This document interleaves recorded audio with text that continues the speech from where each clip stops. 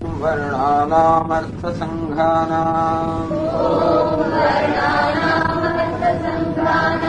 निरसानां छन्दसामपि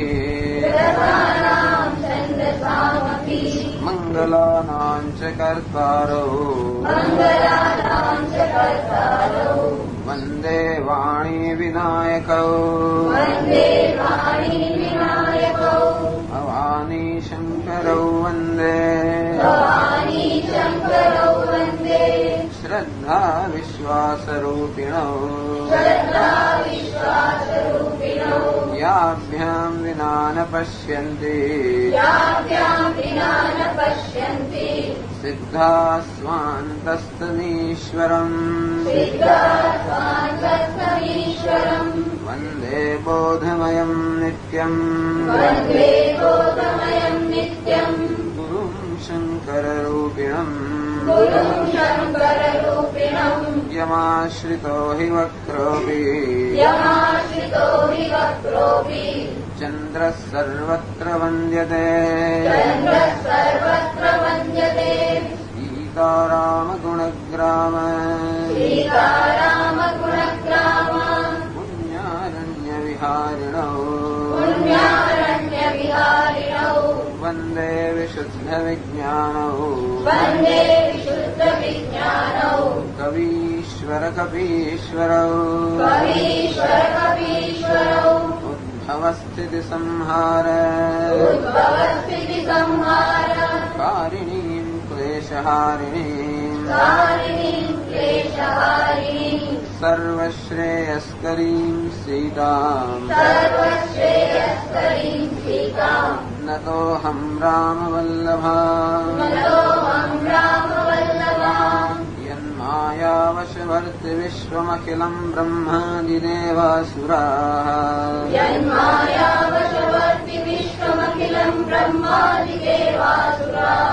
यत्सत्त्वादमृषैव भाति सकलं रज्जौ यथा हेर्भ्रमः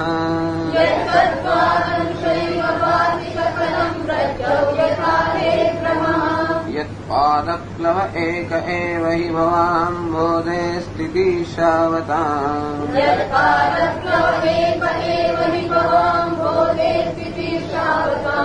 वन्देऽहं तमशेषकारणपरं रामाख्यमीशं हरिम्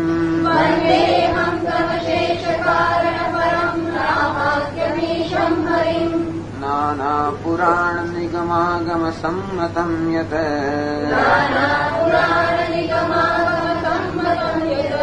रामायणे निगदितं क्वचिदन्यतोऽपि स्वान्तः सुखाय तुलसी रघुनाथगाथा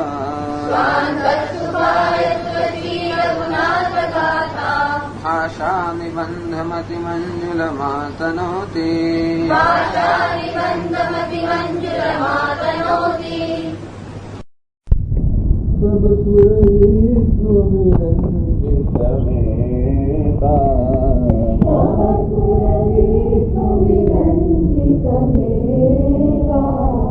गए जहाँ शिव कृपा निकेता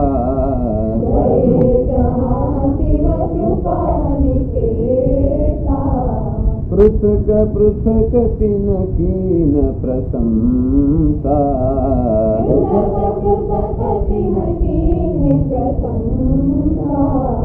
भये प्रसन्न चंद्र अवसंसा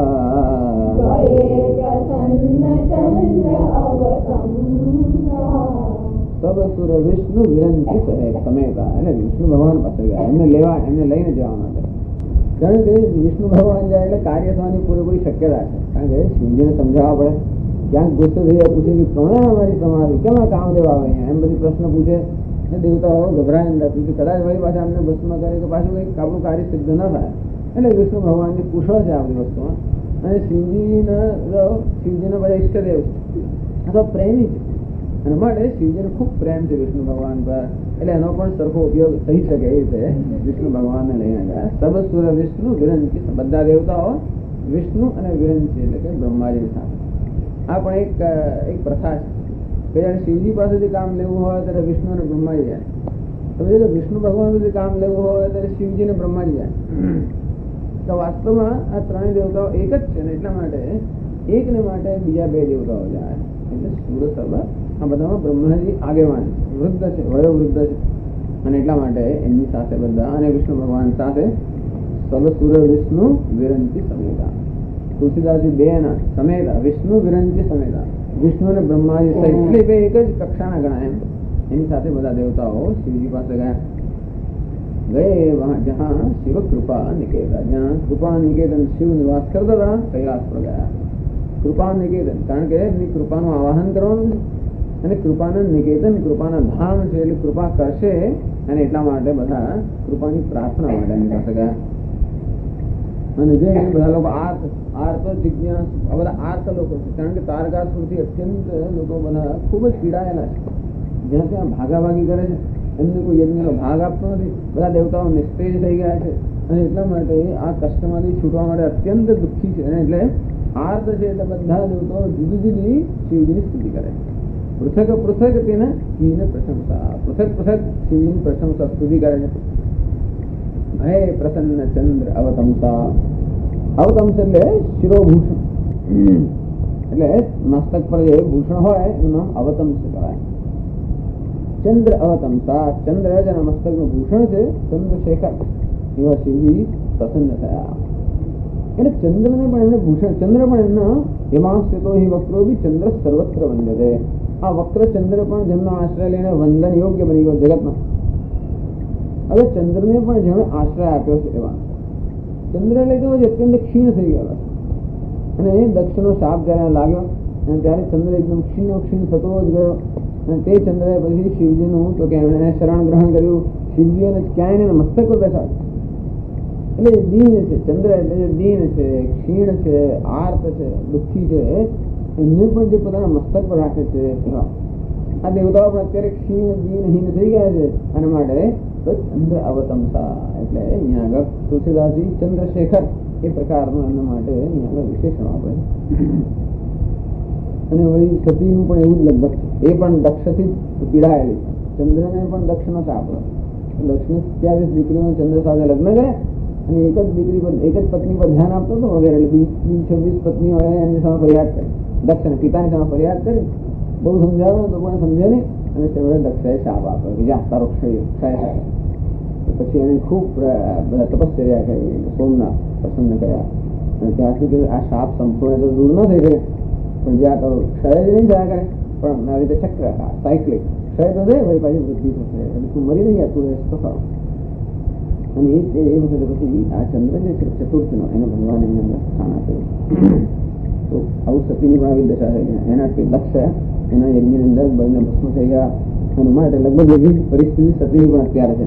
એટલે ચંદ્ર અવતંસા એને પણ આવી રીતે શરણ આપશે, એનો પણ સ્વીકાર કરશે. અચ્છા એટલે કે છે આગળ બોલે કૃપા સિંધુ શકે તું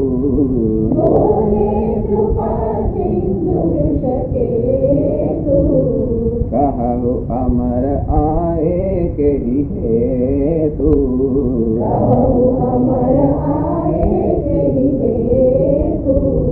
કહ વિધિ તુમ પ્રભુ અંતર જામી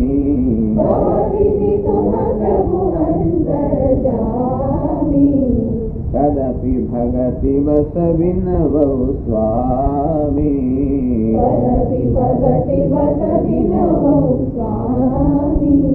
બોલે કૃપા સિંધુ વૃષકેતુ. કૃપાના સિંધુ છે. ચંદ્રને પણ જેના શરણ આપેલું અને સતીને પણ દેવતાઓને પણ જે દેવતાઓનું પણ રક્ષણ કરવાના છે એટલે કૃપાના સિંધુ વૃષકેતુ. વૃષભ એ ધર્મનું ચિહ્ન છે એટલે એ ધર્મ જેની ધજા છે વૃષકેતુ. કારણ કે પરોપકાર સર્વશ્રેષ્ઠ ધર્મ છે.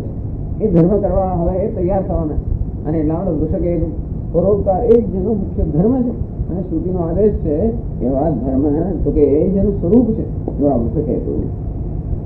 એમ બોલ્યા કહા અમારા હે દેવતાઓ એમ કરીને એમને આશીર્વાદ આપે અમર કે તમે તો અમર છો એટલે તો હે અમર આએ કહી હેતુ કેમ કયા હેતુથી દેવતાઓ તમારું આવવું છે એટલે કહ વિધિ વિધિ બ્રહ્માજી કહે છે તુમ પ્રભુ અંતરજામી, આપ તો પ્રભુ અંતર્યામી છો, બધું જાણો છો, શેના માટે આવ્યા છે. પણ આ એક પદ્ધતિ છે, જાણતા હોય છતાં પણ કૃપા કરવાની એક પદ્ધતિ કે જાણતા હોય છતાં પણ પૂછે કે કેમ આવું છે. અને ભક્તની પણ એક પ્રથા છે કે ખબર છે કે જાણે છે છતાં પણ નિવેદન કરવું, એ એમનો પ્રેમ કે ભક્તિ બતાવે. તથાપી ભગત બસ વિનમવું સ્વામી, એમની કે તમે જાણી તો ખબર તો છે બધી એમ નહીં, પરંતુ ખબર હોય છતાં પણ અંતર્યામી છો, આપ જાણો છો, અને છતાં પણ તથાપી ભગતી વસ વિનમવું સ્વામી, ભક્તિવત હે સ્વામી અમે આપણે વિનંતી કરીશું, નિવેદન કરીશું, એમ ભક્તિ બતાવે છે. આ પ્રશ્ન પૂછ્યો એ કૃપા નિધાન, કૃપા સિંધુ, એમની કૃપા બતાવે છે. અને આ લોકો નિવેદન કરે છે કે શેના માટે અમે આવ્યા છે, એમની ભક્તિ બતાવે છે. તો બ્રહ્માજી નિવેદન કરે છે सकल सुरन के हृदय असर शंकर परम उछाह निज नयन ही देखा है नाथ तुम्हार विवाह. तो ब्रह्माजी सीधे सीधे कहता हूँ ये पण एक पद्धति है. तो कहते सकल सुरन के हृदय असर शंकर परम ऊंचा, हे शंकर, हे भगवान शंकरो की शंकर कल्याण જે કરે છે એવા હે કલ્યાણકારી પ્રભુ, આ બધા દેવતાઓ જે છે અહીંયા એમના મનમાં અત્યંત પરમ ઉત્સાહ છે, આનંદ છે, ઉત્સાહ, ઉત્કંઠા છે બધાના હૃદયની અંદર. એની ઉત્કંઠા છે. નિજ નયન નહીં દેખા કહે નાથ તુમાર વિવાહ, હે ભગવાન, હે પ્રભુ આપનો વિવાહ જોવાનું પોતાની આંખો છે. એટલે આપનો આ બધા દેવતાઓ છે ને દરેક કલ્પમાં દરેક મનવંતરમાં બદલાયા કરે, કારણ કે આ બધી અધિકારીત્વ દરેક એક મનવંતરથી ચાલે. જૂના જમાનામાં સતી સાથે આપણો વિવાહ થતા હું બ્રહ્માજી તો આખા કલ્પ સુધીમાં વૃદ્ધ છે ને, એટલે મેં તો વિવાહ જોયો, પણ આ દેવતાઓ બધા ન હોય. અને એટલા માટે આપના વિવાહ વિશે અમે સાંભળ્યું છે, પણ એમને પોતાની આંખો જોવાની, આંખોથી આ વિવાહ જોવાનો ખૂબ ઉત્સાહ છે. નિજ નયન દેખા કહે નાથ તમારા વિવાહ, આપનો વિવાહ પોતાની આંખો જોવાની, એમાં માણવાની, એને માણવાની, એમાં ભાગ લેવાનો આ દેવતાઓને ખૂબ ખૂબ ઉત્સાહ છે. બસ એટલે એવી તો વાત કરે છે. એમને કે તારકાસુર વગેરે નહીં, પણ આ વિવાહ માણવાનો ખૂબ ઉત્સાહ છે. અચ્છા, કેમ છે આગળ વર્ણન કરે? यह उत्सव देखिए भरी लोचन,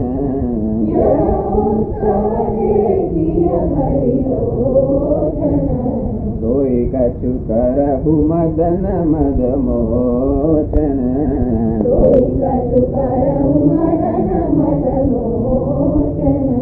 काम जारी रति कहूँ वर दीना,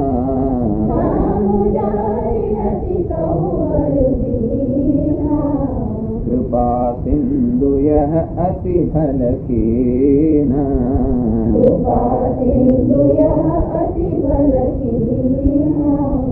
सासति करि पुनि करहि पसाऊ,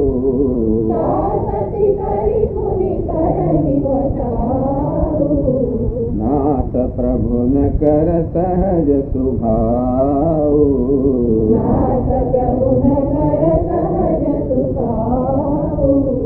पार्वती प्रभु की न अपारा,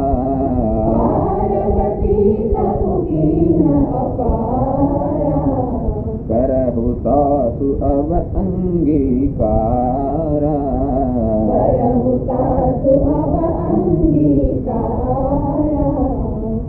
यह उत्सव देखिए भरी लोचन, सोई कछु करहु मदन मद मोचन. तो यह उत्सव देखिए भरी लोचन, देवता ने खूब उत्साह છે કે ભરી લોચન એટલે ધરાય ને તો આપનો આ ઉત્સવ વિવાહ જોઈએ એવા દેવતાને ખૂબ ઉત્સાહ છે. તો કેમ કરવું એ આપ વિચારી લો. કરી છે સોઈ કશું કરો, કંઈક કરો. મદન મદ મોચન, મદન એટલે કામદેવના મદનું મોચન કરનારા, કામદેવને ભસ્મ કરનારા, એના મદનો નાશ કરનારા હે કામદહન. એવું કંઈક કરો જેથી દેવતાઓની ઈચ્છા છે એ પૂરી થાય. કામ મદન મદ મોચન, કામનો તો ભસ્મ કરી નાખે, વિવાહ કરવા માટે જે મુખ્ય જે કારણ હોય તો છે નહીં હવે. એટલે અમને ખબર છે કે વિવાહ કરવાની આપને કોઈ જરૂર નથી, આ તો અમને ઉત્સાહ માટે કરવાનું છે. એટલે કૃપા અને એટલા માટે દેવતાનો ખૂબ ઉત્સાહ છે. મને કશું કરો, કારણ કે નહીં તો થશે નહીં, કારણ કે કામ હતું આપણે બાયને ભસ્મ કરી નાખ્યો. એટલે વિવાહ કરવા માટે કોઈ પ્રકારનું કારણ ન હોવા છતાં એવું કશું કરો, ખરેખર કૃપા કરો જેથી દેવતાઓની આ જે ઈચ્છા છે એ પૂરી થાય.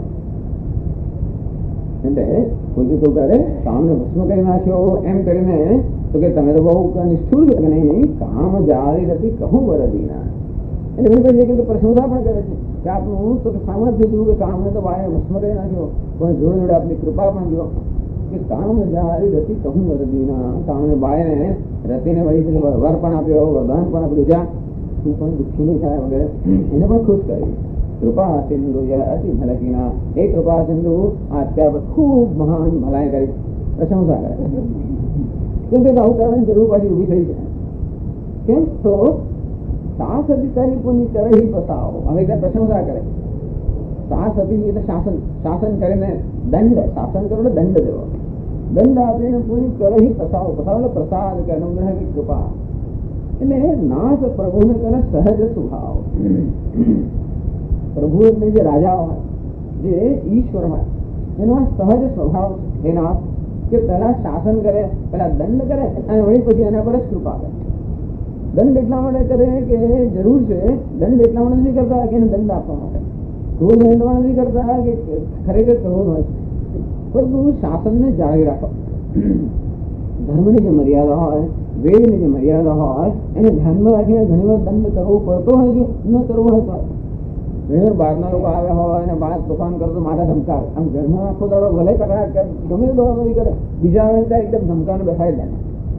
તો પેલા જાય એટલે પછી ચોકલેટ વકલા આપીને મને શાંત પડે, તેને ના કરે આ માન કેમ કરતી હતી.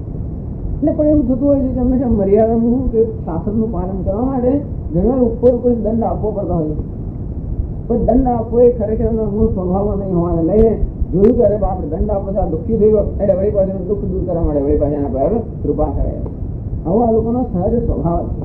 એમ આપણે પણ આ વેદની મર્યાદા, શાસ્ત્રની આ સમાજ જગતની મર્યાદા જાળવી રાખવા માટે કામને દંડ તો આપો, કારણ કે એ આપણને એને આપણો અપરાધ કર્યો.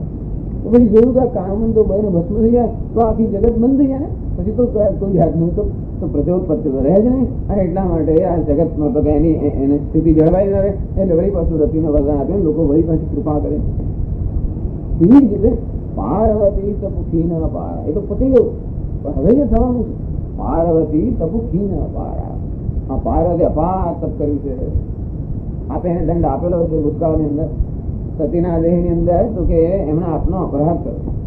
આપણે એક ઈષ્ટદેવનું પણ એમણે અપમાન કર્યું અને વળી આપની સમક્ષ આવીને દુઃખું બોલ્યા અને એટલા માટે આપનો અપરાધ કર્યો અને માટે આપેનો ત્યાગ કર્યો, આમ દંડ આપ્યો છે. પણ હવે એના પર કૃપા કરવાનો સમય થઈ ગયો છે. કરવું તાસુ અંગીકારા, અને એટલા માટે એનું પ્રાયશ્ચિત થઈ ગયું. એને ખૂબ તપસ્યા કરી. પાર્વતી તપુ અપાર તપને કરેલું છે અને માટે હવે રુદ્રાણી થવા માટે લાયક થઈ ગઈ છે. અને તેથી કરવું તાસુ અંગીકારા, તો હે નાથ હવે આપ એને અંગીકાર કરો.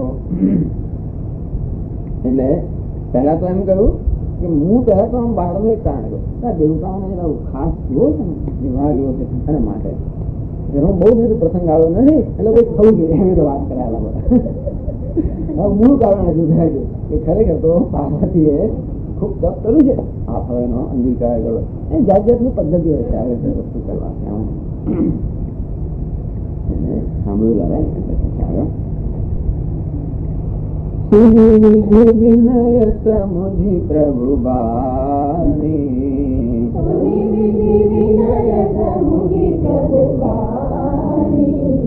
એ સહી હો કહા સુખ માની,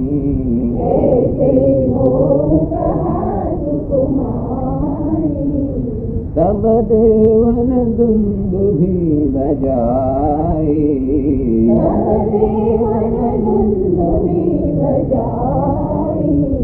વર કે સુમન જય જય સુર સાઈ,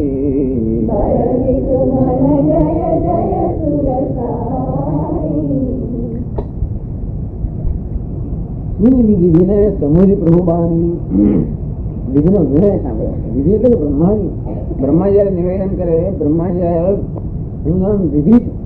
બ્રહ્માજીનું એક નામ વિધિ છે. વિધિ એટલે વિધિ, વિધિ એટલે આદેશ. આમ બ્રહ્માજીએ ભલે વિનય કરીને કહ્યું પણ ખરેખર શું રહેલો છે? આદેશ છે. એટલે શિવજી સમજી ગયા કે આ બ્રહ્માજીનો જગત પિતાનો આદેશ થયો. અને હવે એમને પેલું વાક્ય યાદ આવ્યું, સમૂહજી પ્રભુપાણી રામચંદ્રજીએ ભગવાને જયારે એમને કહેલું પહેલા એમની સમાધિમાં જતા પહેલા કહેલું કે આ વિવાહ કરવાનો છે સતી સાથે, ઉમા સાથે, જયારે સમય આવે ત્યારે ભૂલી ના જશો, યાદ રાખજો એમ. એટલે અબોગુરે રાખવું જો હમ કહેવું, હું જે કહી રહ્યો છું ધ્યાનમાં રાખજો કે એની સાથે વિવાહ કરવાનો પ્રસંગ આવે ત્યારે ભૂલી ના જતા. એટલે યાદ આવ્યું કે હા પ્રભુનો આદેશ છે, પ્રભુની આજ્ઞા છે અને વિધિનો પણ આદેશ છે. એટલે બંનેને એમને સ્વીકાર્યા.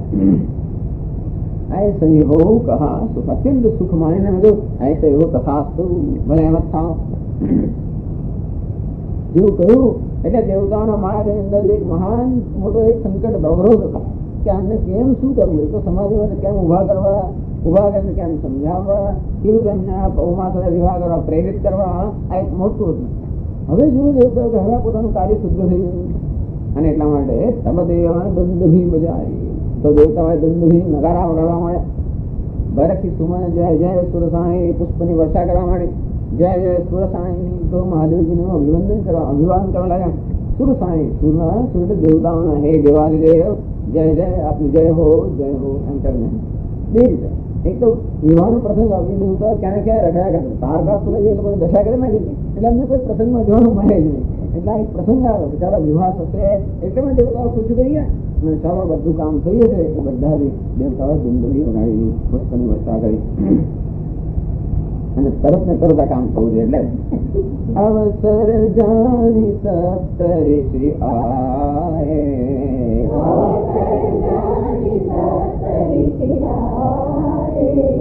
સુરસહી વિધિ ગિરિ ભવન પઠાય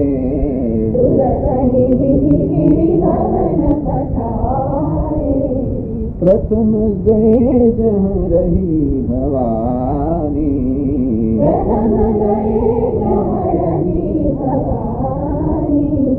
બોલે મધુર વચન છલસાની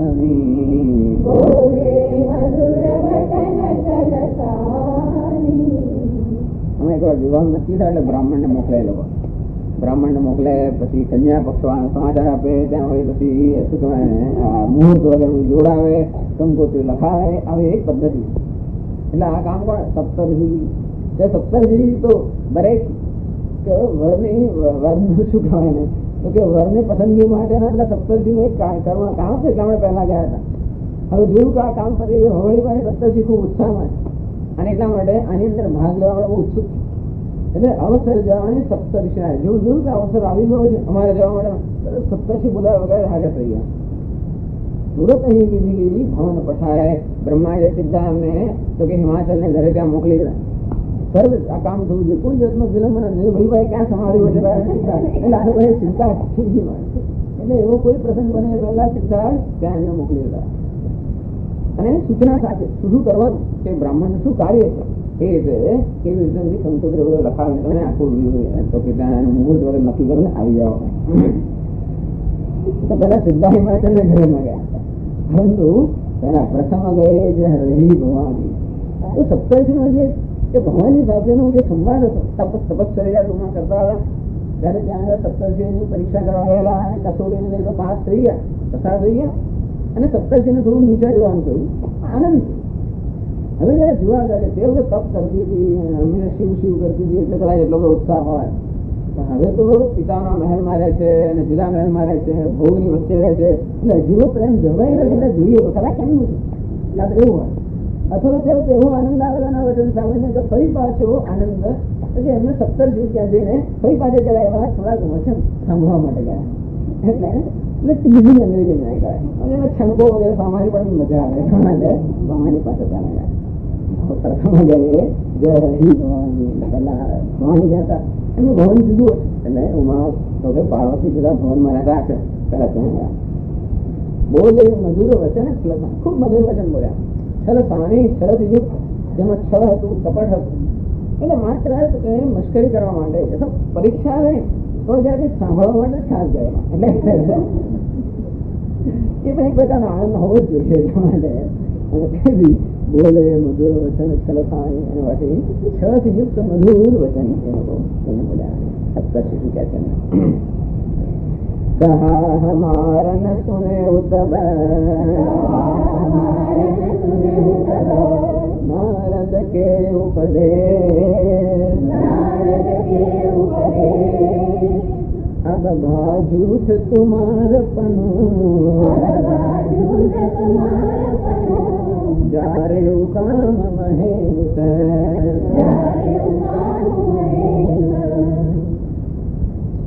युक्त मधुर वचन કહે છે કહા હમારા સુને ઉતબ એવું કેવું થઈ ગયું ત્યારે કહા હમારા સુને ઉતબ અને ત્યારે તારી પાસે આવે ત્યારે અમારે તો ન સાંભળ્યું ત્યારે અમે કહ્યા કે આ ખોટું છોડી દે અમે સરસ વાત માટે લાવે છીએ અમે પ્રપોઝલ આપી છે તમને ગાડી કાઢે ન સાંભળ્યું કેમ ન સાંભળ્યું નારદ કે ઉપદેશ નારદ કહ્યા કે એટલે એનો ઉપદેશ સાંભળી અમારો અનાદર કર્યો અને નારદ ના વચન પર વિશ્વાસ રાખીને એવું તો તમારું ના સાંભળવું પણ જો હવે કેવું થયું આમાં મારા જીવ તમારા બસ હવે તારું બરાબર પણ જે છે પણ એટલે કે તારે જે પ્રતિજ્ઞા છે એ ખલાસ હવે ખોટી થઈ હવે તારી પ્રતિજ્ઞા પૂરી નહીં થાય હું તો જન્મો પણ સિંધીને જોઈશ હવે પ્રતિજ્ઞા પૂરી થવાની નથી કેમ એટલે જાર એવું કામ મહે જો સિંધી કામને બાળને ભસ્મ કરી નાખ્યો હવે તારી પ્રતિજ્ઞા કેવી પૂરી થશે એટલે કામ ન હોય તો વિવાહ તું શેને માટે વિવાહ કરશે એ તારે વિવાહ નહીં કરે અને તું વિવાહ કરીને શું કરવાની એટલા માટે જ્યારે એવું કામ નહીં બરોબર મુશ્કેલી કરે એટલે હવે તારું પણ પૂરું નહીં થાય હજી પણ છીએ ને ઈચ્છા એટલે છોટા ને એટલે હવે તેની મુશ્કેલી કરે અને એટલે ભવાની બહુ સુંદર જવાબ તમને મુસ્કાઈ હવાની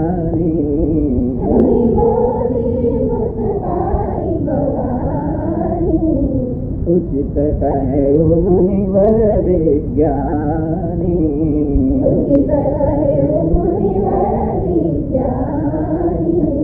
તુમરે જાન કામ અબ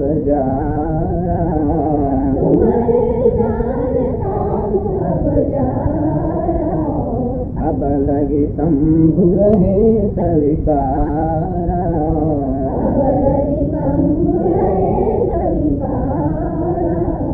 हमरे जान सदा शिव जोगी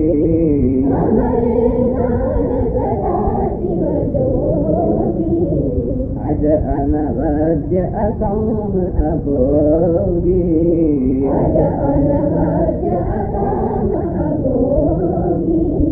जो मैं शिव से वस जानी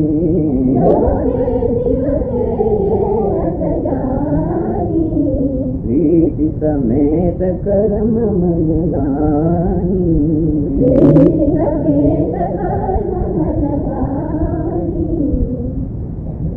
बोली मुस्कान भवानी वचन सामने हे शिवजी को काम में भवानी भस्म करना अरे सूचन करते हैं और बनी प्रतिज्ञा तो के दुखो जैसे इनके सामने हो એટલે મુસ્કાન તો કે સ્મિત કરને ભવાની બોલ્યા એટલે જાણે કે અમને જરા મુશ્કેલી કરતી હોય એ રીતે અથવા તો એનું વચન સામને ખરેખર જોવા એવી વાત કરે છે એમ એટલે ક્યાં તો જાણે ભવાનું તો ગમે થઈ જતો હોય મુસ્કરાવો એટલે કે સ્મિત કરે ખડખડા દસવાનું વગેરે નહીં એટલે સ્મિત કરે બોલ્યા ત્યાં તો એટલા માટે કે અમને કેવા અજ્ઞાની છે એટલા માટે હસ્યા એમને જાણે કે મસ્કરી કરતા હોય અથવા તો કેવા ચતુર છે ને કેવું બોલે છે એમ જાણીને પણ હસ્યા હોય અથવા હજી પણ સાંભળવાનું બાકી રહી ગયું છે એમ એટલા માટે હજી છેલ્લે વગેરે સંતોષ નહીં થયો એની બોલી સુખાની ભગવાનની તો સાંભળે સ્મિત કર્યો ઉચિત કહે એવું મને બરાબર વિજ્ઞાન વાત બરોબર આપણે જે કહ્યું આપ તો મુનિવર મુનિઓને પણ શ્રેષ્ઠ છે વિજ્ઞાની છે માત્ર મનન એટલે માત્ર જ્ઞાન છે વિજ્ઞાન આપતો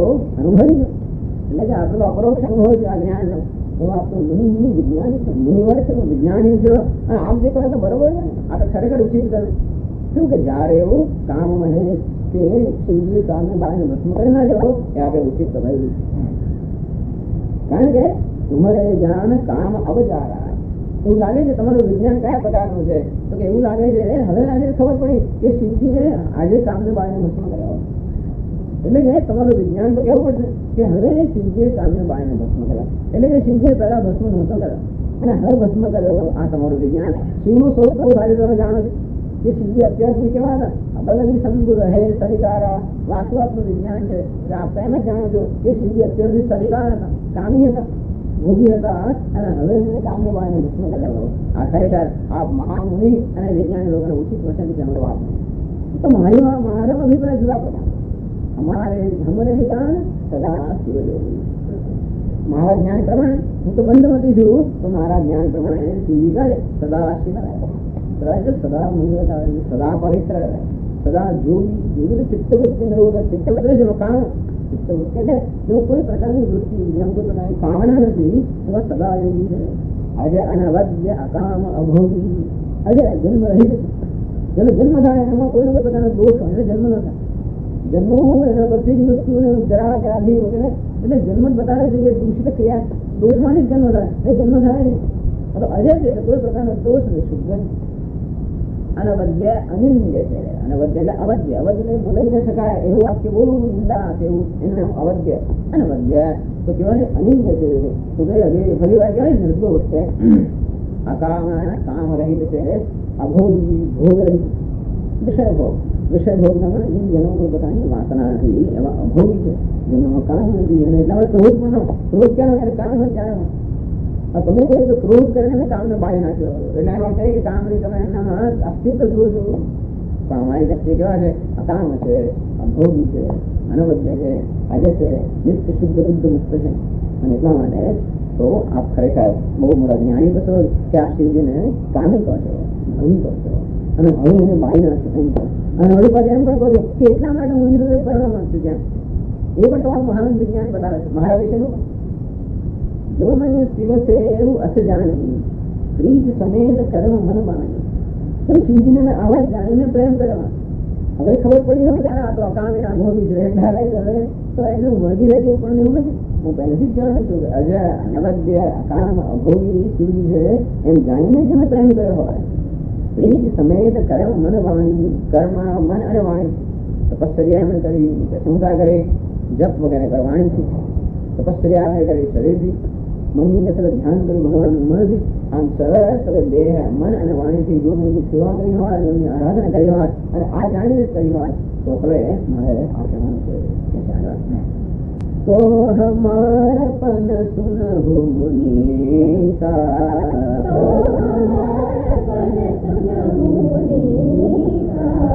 કરી હરિ સત્ય કૃપા નિધિ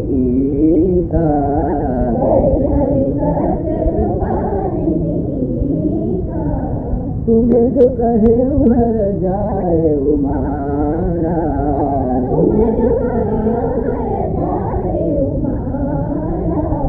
તો અતિ બડ અવિવેક તુમ્હારા.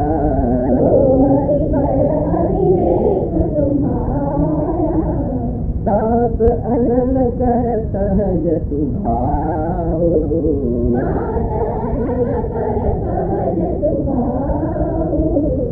હિમતે નિકટ જાય નહીં કાઉ.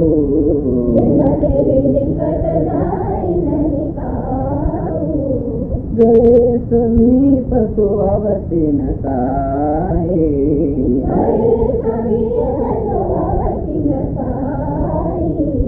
અસમન મત મહેશ કી નાઈ.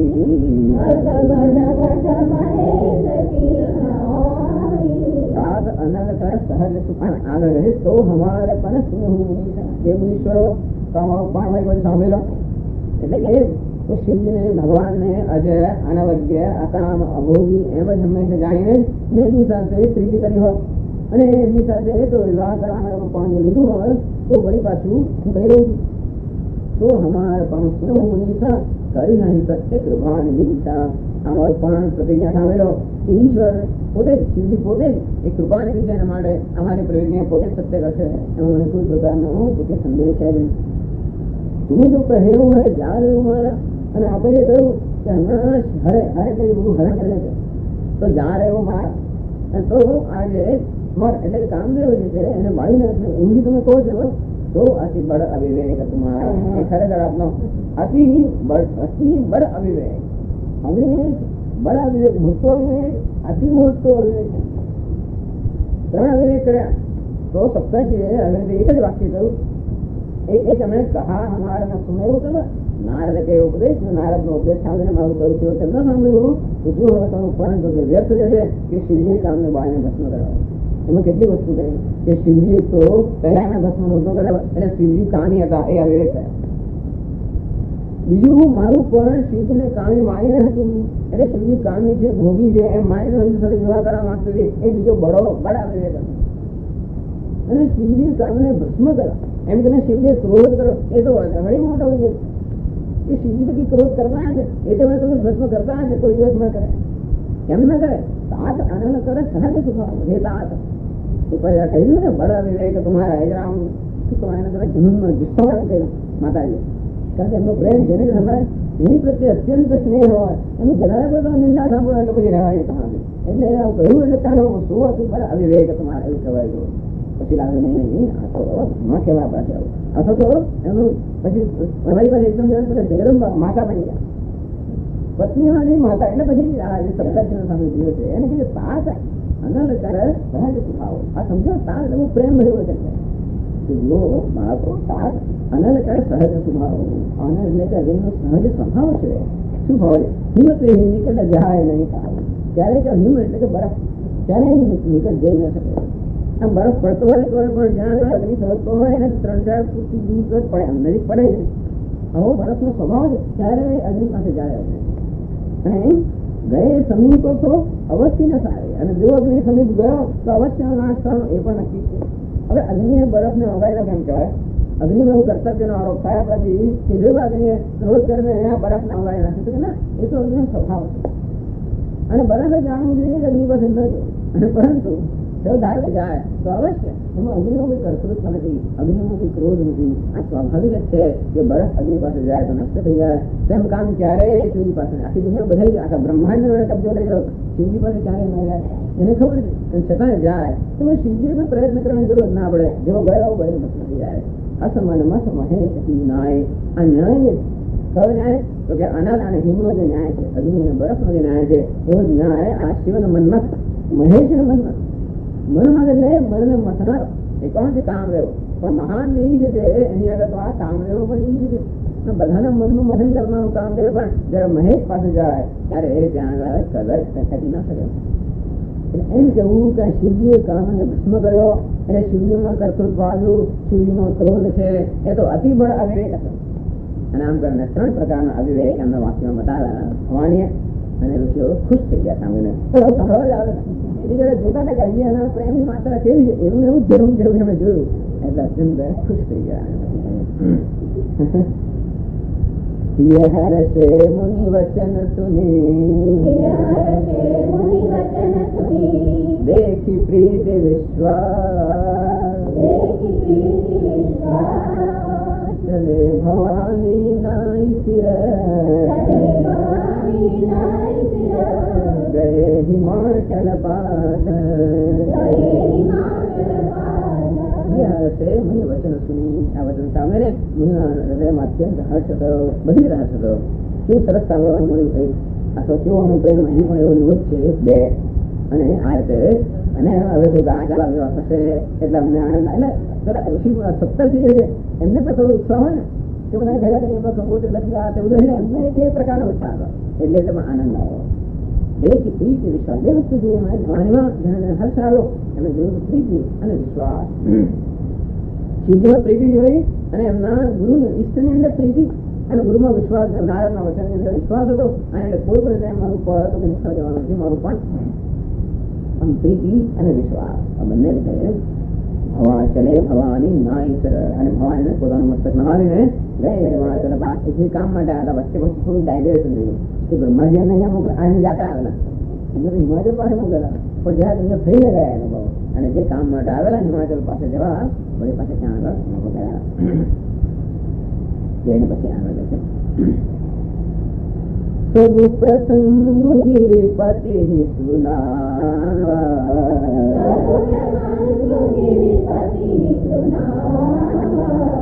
मदन दहन सुनि अति दुख पाया,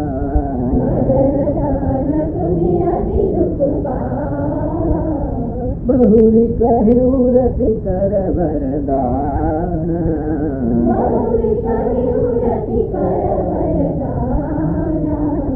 सुनि हिमवंत बहुत सुख माना,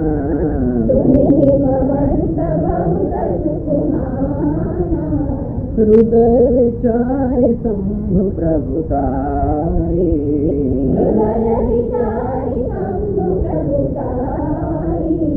सादर मुनिवर लिए बोलाई,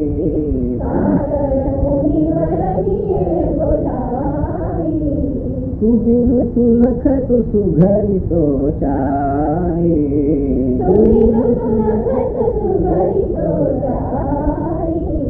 वेगी वेद विधि लगन धराई,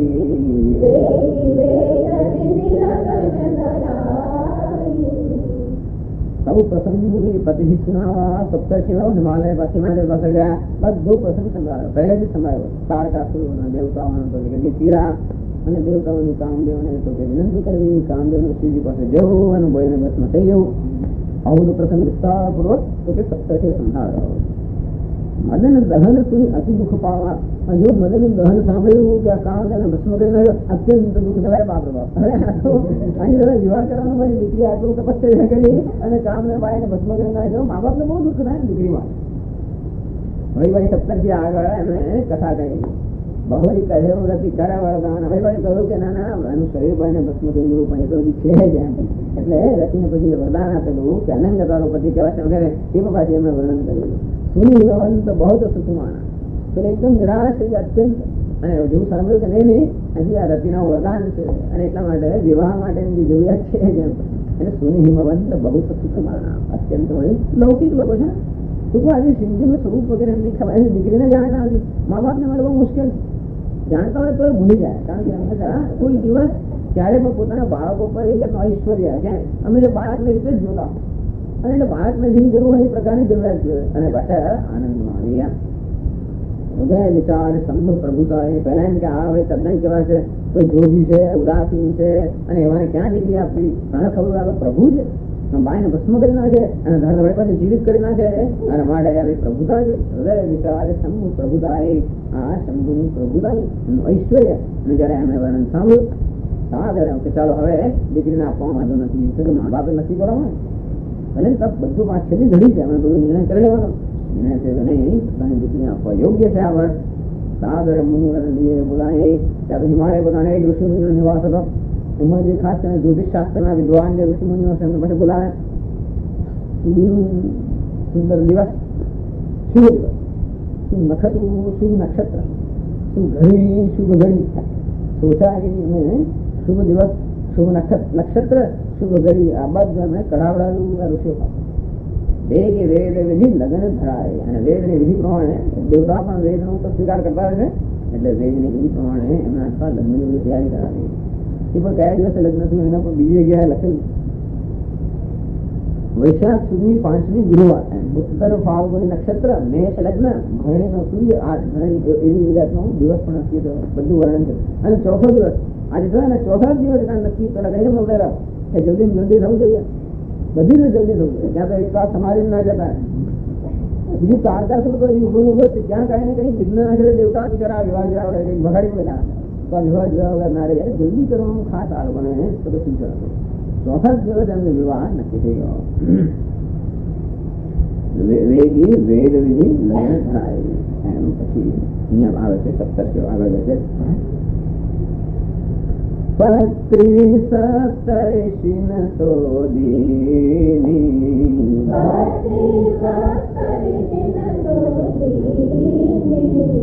ગહી પદ વિનય હિમાચલ કી,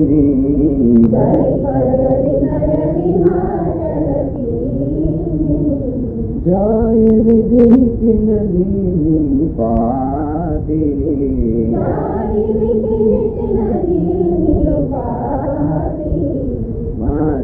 प्रीति न हृदय समाति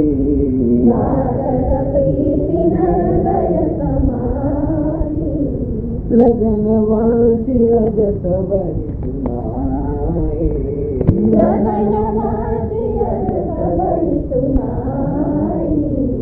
हर्षे मुनि सब सुर समुदाय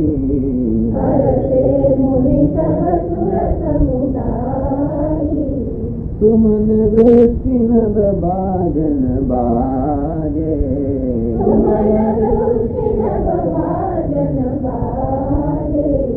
मंगल कलश दसहु दिशि साजे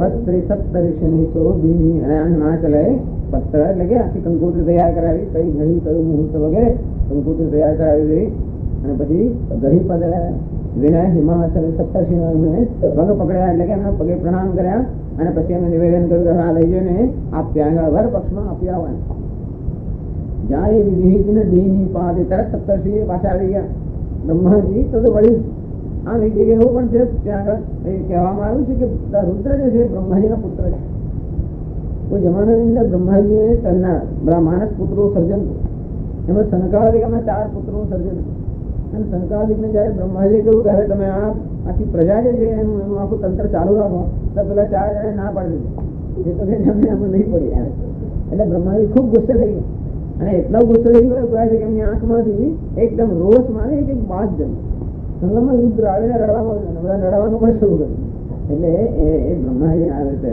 ચક્ષુમાંથી ઉત્પન્ન થયેલો ક્રોધમાંથી ઉત્પન્ન થયેલા એને રુદ્ર એમ કહેવામાં આવે છે એટલે એમ કહેવાય છે શિવજી તો બ્રહ્માજીના પુત્ર એટલે બ્રહ્માજી વળી એ દ્રષ્ટિએ પણ અને માટે આ બધા લગ્નમાં ઉત્સાહ પણ એને સૌથી વધારે કે એમણે જ આપણું ઉભું કર્યું તારકાસુરને વરદાન આપનારા પણ અને આ બધામાં ઉત્સાહપૂર્વક ખૂબ ભાગ લઈ રહ્યા છે એટલે જાય વિધિ ને દીની પાતી આમ 17 જઈને પેલી પત્રિકા છે એમણે વિધિ એટલે કે બ્રહ્માજીને આપી દીધી વાંચ પ્રીતિને હૃદય સમાન ઘડી બ્રહ્માએ પત્રિકા વાંચી અને એવું વાંચ્યું કે હે 4 દિવસ પછી એનો વિવાહ થવાનો છે તો કે હૃદય સમાધિ પ્રીતિ એમના હૃદયમાં અત્યંત પ્રેમ સમાજ ખૂબ આનંદમાં આવી ગયા અને આનંદમાં આવે એટલે પછી લગન વાંચી આજે સબહી સુનાઈ મોટેથી વાંચીને બધાને સંભળાવે પત્રિકા કે જો દેવતાઓ સાંભળો આની અંદર શું છે એમ બધાને સંભળાવ્યું હર્ષે મુનિ સબ સુર સમુદાય અને ત્યાં આજુબાજુ એકત્રિત થયેલા મુનિઓ દેવતાઓ બધા પણ કિસ્સામાં વિવાહ થાય છે એ સાંભળીને ખૂબ આનંદમાં આવી ગયા સુમન વૃષ્ટિ ને બાજ અને બાજ પહેલા પણ થયું હતું ભાઈ બાજુ સુમન વૃષ્ટિ હોય પુષ્પ વૃષ્ટિ થઈ બાજ અને બાજ જાત જાતના બધા વાજાઓ વાગવા માંડ્યા જાત જાતના વાજિંત્રો તો વાગવા માંડ્યા મંગલ કલશ દસમુ દિશા છે આ દસે દિશાના દિક્પાલ છે એ બધા લોકોને પણ લગ્નમાં નિમંત્રણ આપવાનું હતું અને બધા લોકોને માટે એકદમ કારણ કે પેલા તો તારકાસુર તો બધા દિક્પાલ ઘસડીને લઈ આવ્યો હતો એટલે બધા લોકો નિશ્ચય થઈ ગયા આ બધી જગ્યાએ આનંદ પ્રસારિત થઈ ગયો અને મંગલ કલશ દસમુ દિશા મંગળ કલશ મૂકવાની પ્રસાદ હવે જયારે પણ કોઈ આવો મંગળ પ્રસંગ આવે તો બધા દિગ્પાલ જે 10 હતા અને બધાએ ત્યાં આગળ તો મંગળ કલશ બધા એ લોકો એનું સ્થાપન કર્યું લગે સવારન સકલ સુર વાહન વિવિધ વિમાન હોઈ સગુન મંગલ સુભદ કરહિય પચરાગાન લગે સવાર સકલ સુર વાહન વિવિધ વિમાન બધા દેવતાઓને નિમંત્રણ મળ્યું વિવાહમાં તો કે સામેલ થવાનું અને બધા દેવતાઓ પોતાના વિવિધ વાહનો વિવિધ વિમાનો આ બધું સજાવવા મળ્યા સજાવવા મળે એટલે લગ્નની અંદર જેવું ગાડીને સજાવવા છે એ બધા દેવતાઓના વાહનો જ હોય વાહન એટલે ઘણા પશુ પક્ષીઓ બધા વાહનો હોય દરેક દેવતાના જાત જાતના વિમાનો હોય કોઈ ત્રિકોણાકારના વિમાનો હોય કોઈ ચતુષ્કોણાકારના વિમાનો જાત જાતના વિમાનો દેવતાઓ પાછા હતા નાના થઈ શકે મોટા થઈ શકે એવું પુષ્પક વિમાનો હતા બધી વાહનો હતા બધા અંદર આવી ગયા એટલું વિમાનો એટલે આવા બધા વિમાનો હતા બધા વાહન હતા અગ્નિ વાહન તો બકરો લોકો બધા દેવતાનો વાહન પણ જુદા પ્રકારના આ બધા વાહનને શણગારવા મળે તિલક કરે માળા પડાવે સાથી આપણે એવું છે કોઈ સગુણ મંગળ સુબોધ જયારે મંગળ પ્રસંગ આવવાનો હોય ત્યારે ચારે બાજુ મંગળ શુકન પણ થવા મળે ત્યારે પછરા ગાન અપ્સરાઓ પણ સુંદર ગાન કરવા લાગી એમ કરીને હવે શિવજીની જે વિવાહ શિવજીનો વધુ છે એનું વર્ણન કરે છે. તો આ બાજુ દેવતાઓ તો એના બધા એક્સપર્ટ છે, તો સારી સજવાની અંદર એમને તો કરાવવાનું. પણ શિવજીને શું? તો કે શિવજીને કોણ એને શણગારે? તો એમના જે પેલા એમના ગણ છે, શિવગણ જે છે એ શિવજીને હવે શણગાર કરે છે. એનું વર્ણન તુલસીદાસજી કરે. શિવહી શંભુગન કરહી સિંગારા,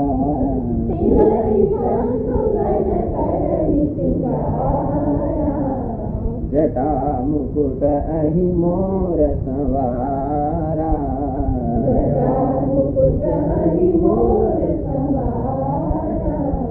કુંડલ કંકન પહેરે જાલા,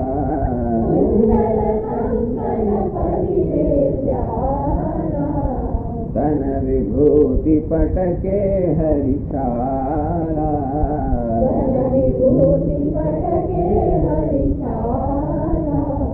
સુશીલ લાટ સુંદર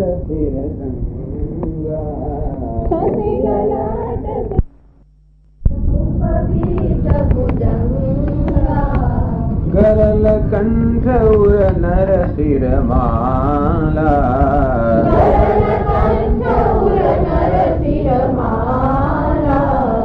અશિવ વેશ શિવ ધામ કૃપાલા, શિવ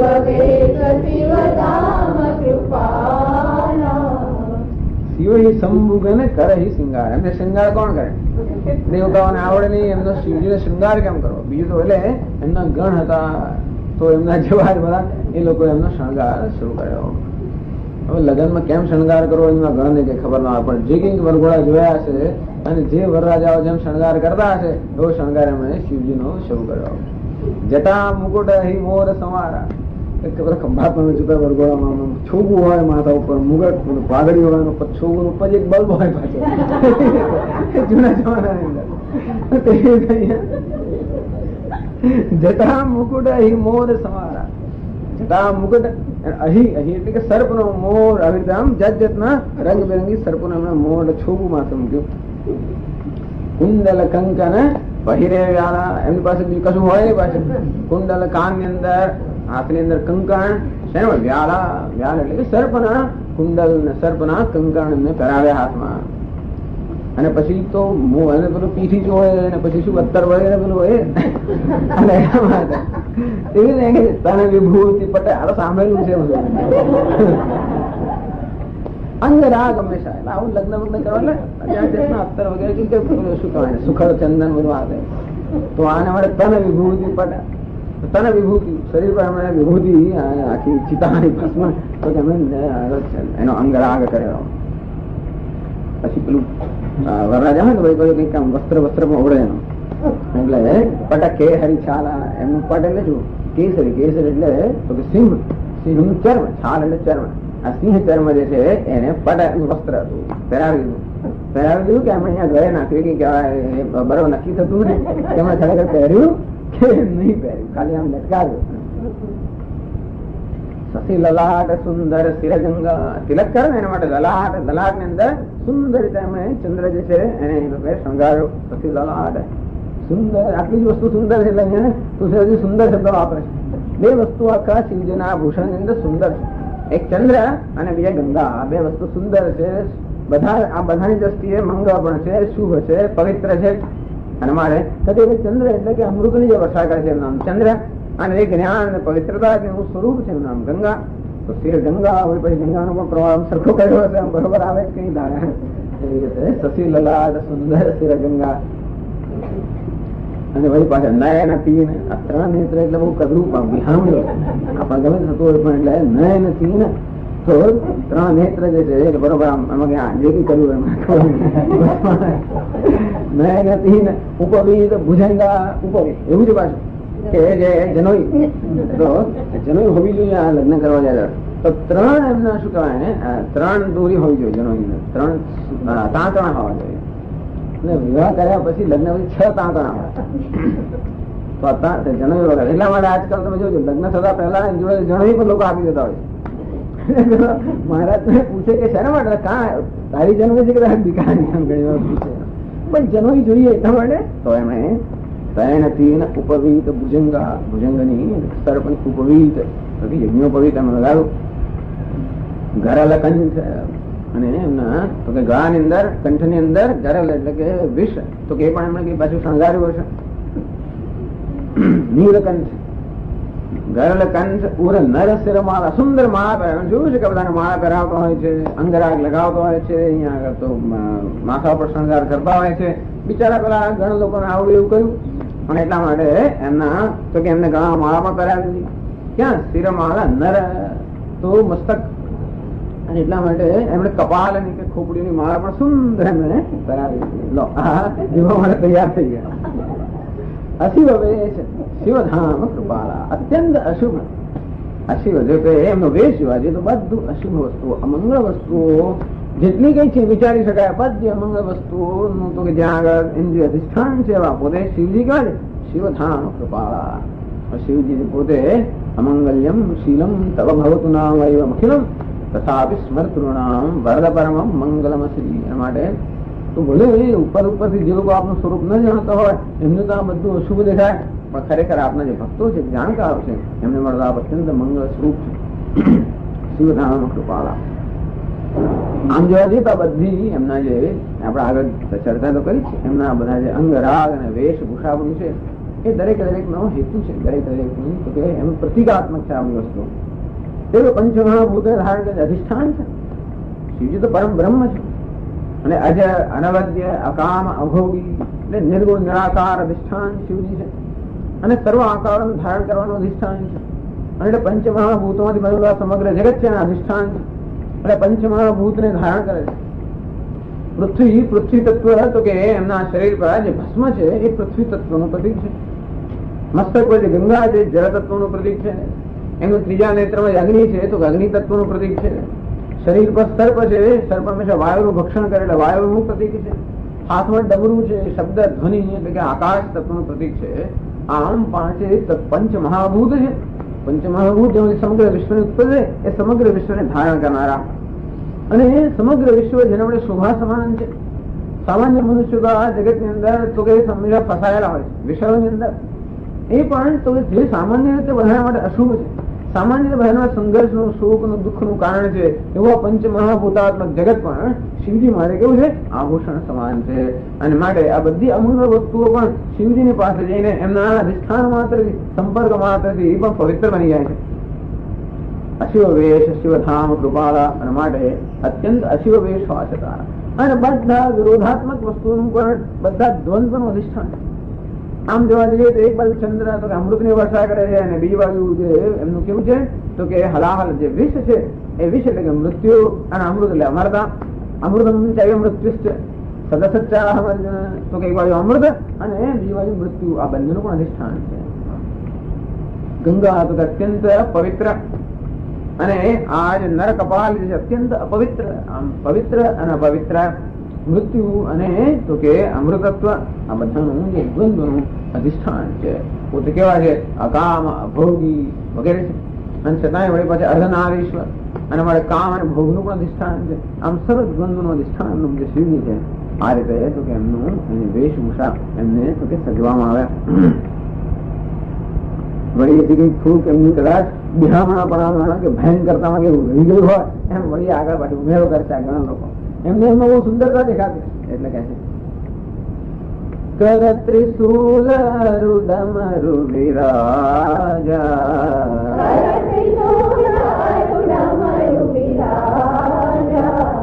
ચલે બસહ ચઢી બાજહી બાજા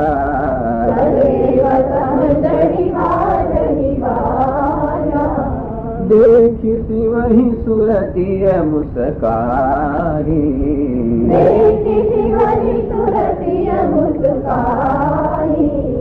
वर लायक दुल्हनी जगनानी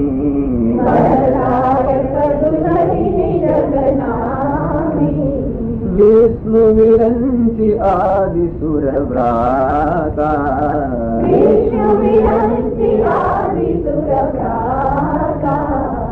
चढ़ी चढ़ी वाहन चले बराता, चढ़ी चढ़ी वाहन चले बराता। सुर समाज सब भांति अनुपा, सुर समाज सब भांति अनुपा। नहीं बरात दूल्ह अनुरूपा, नहीं बरात दूल्ह अनुरूपा। वही बाजू आत्मा શૂન્ય કદાચ ધારણ કરનાર લાગતા હતો. ત્રણ પ્રકારના શૂન્ય પ્રતિક આધ્યાત્મિક, આદિ ભૌતિક, આદિ દૈવિક જે તાપ છે, શૂલ છે, શૂલ એટલે જે આપણે ભૂકાય છે, એવા આ ત્રિશૂળ એના પણ તો કે જે એને અતીત ત્યાં ત્રણેય પ્રકારના તાપ જે ધારણ કરે છે અને છતાં એ તાપની જરા પણ જે તપતા નથી એવા આ ત્રિશૂળ. વળી ખોપરીની માળા જે છે એ આપણા શરીરની અંદર આપણું મસ્તક જે છે ત્યાં અહંકાર રહેલો, અહંકારની જે માળા કરે છે અને એટલા માટે પણ જે અહંકાર ઉપર છે. અથવા તો એમ કહેવામાં આવે છે કે આવી તો કથા દરેક દરેક કલ્પમાં ચાલ્યા જ કરતી હોય છે. એટલે આ સતી જે છે દરેક દરેક કલ્પની અંદર તો ભસ્મ થતી જાય છે દક્ષિણાયનની અંદર.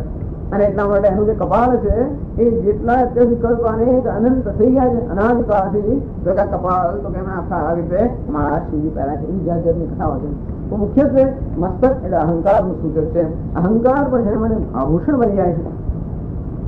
અરે ડમરો વિરાજા કદાચ એમને કઈક ઉત્સાહ આવી જાય કદાચ તાંડવ નૃત્ય કરવા ઈચ્છા થઈ જાય જતા જતા તો ડમરું પહેલી આપી રાખી છે એટલા માટે અરુ ડમરું વિરાજા કર ત્રિશૂલ અરુ ડમરું વ્યાયામ એકદમ સુશોભિત બની ગયા. અને એમનું સુંદર ઘોડો ની પાછા એ તો આમ વરરાજા તો ઘોડા પર જાય ચલે બસે ચડે તો વૃષભ એટલે કે બસ એમનું જે વાહન છે નંદી પર ચડી ગયા સૌથી આગળ બાજા પાછા પાછા બાજા વાગવા મળ્યા એમ કે આગળ ચાલે આગળ કર્યા બધા. આ બધી તો બધી દેવતાઓની સ્ત્રીમાં લક્ષ્મી દેવી આવ્યા છે, સરસ્વતી આવ્યા છે અને બીજી ઇન્દ્રાવળી વગેરે દેવીઓ આવેલી તો એકદમ અત્યંત એ શિવની સુરતી મુસુકાય દેવતાઓની સ્ત્રીઓએ જોયા શિવજી એમને સ્મિત કર્યું મુસ્કાય એટલે કે આમ સ્મિત કરીને બોલાવી વરના આયા કે બોલો જીવ જગત વાત બરોબર છે. આવા વરને લાયક દુલ્હન જગત નો હોય નહીં કે આવા વરને લાયક એટલે હવે આ ભયંકર અત્યંત અમંગ એવી જાતની છે. હવે દુલ્હન ક્યાં સુધી જોડે જડે નહીં છે અને એટલા માટે વર લાયક દુલ્હન જગત એમ કહેવાય. અથવા તો આવા વર લાયક જગતમાં કોઈ દુલ્હન હોય જ ન શકે કારણ કે આ તો સર્વથી અતીત છે. અને એટલા માટે એ કોણ છે કે જે સૌગંધ અધિષ્ઠાન છે અને એટલા માટે અસંગ છે એને લાયક કોઈ દુલ્હન હોય ને પ્રકૃતિને સ્પર્શ કરી જ ના શકે. એ દ્રષ્ટિએ પણ કહેવાય કે આ તો બધી દુલ્હનોથી અતીત છે. આ તો પાર્વતી સિવાય કોઈ આને લાયક છે જ નહીં. એટલે એ રીતે મસ્કરી બાકી એમ કરે જેવું અને કોણ કોની બધા પણવા જાય છે કોની બધા લગ્ન થવાના છે એમ કરીને દેવતાઓની સ્ત્રીઓ એમની મસ્કરી કરે. વિષ્ણુ વિરંજી આદિ સુરવરાતા ચડી ચડી વાહન ચલે બરાતા. બધા લોકો એવું છે કે આમ તો હોય વરઘોડો અને વરરાજા પણ બધા પોતપોતાનો પાછળ બધા પોતાની ગાડી પોતાના ઘોડા અને ઘોડા ગાડી થઈ જાય બગી લઈ લઈને આવે અને બધા દેખાડો પણ કરે પોતપોતાનો પણ કરે બધાને ઉત્સાહ હોય. એટલે વિષ્ણુ વિરંજી તો વિષ્ણુ ભગવાન બ્રહ્માજી અને બીજા બધા દેવતાઓ સુરવરાતા બધા દેવતાઓની સમૂહ છે ચડી ચડી વાહન ચલે બરાબર પોતપોતાના વાહન પર ચડીને એટલે સીધું વાહન જરૂર એટલે આપણે પોતપોતાના વાહન પર ચડીને તો ચલે બરાતા બરાતા વર્ગોને બધા ચાલવા માટે